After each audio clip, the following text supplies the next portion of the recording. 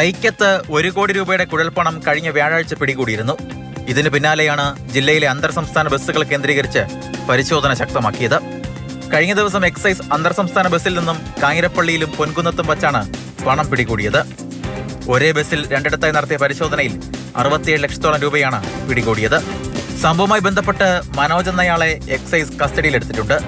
ഈരാറ്റുപേട്ടയിൽ നിന്നും 44 ലക്ഷവും പൊൻകുന്നത്ത് നിന്ന് 23 ലക്ഷം രൂപയുമാണ് പിടിച്ചെടുത്തത്.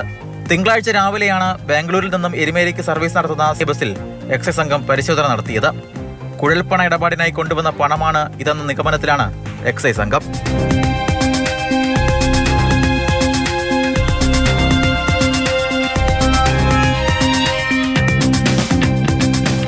മാതൃഭൂമി ന്യൂസ്, കോട്ടയം.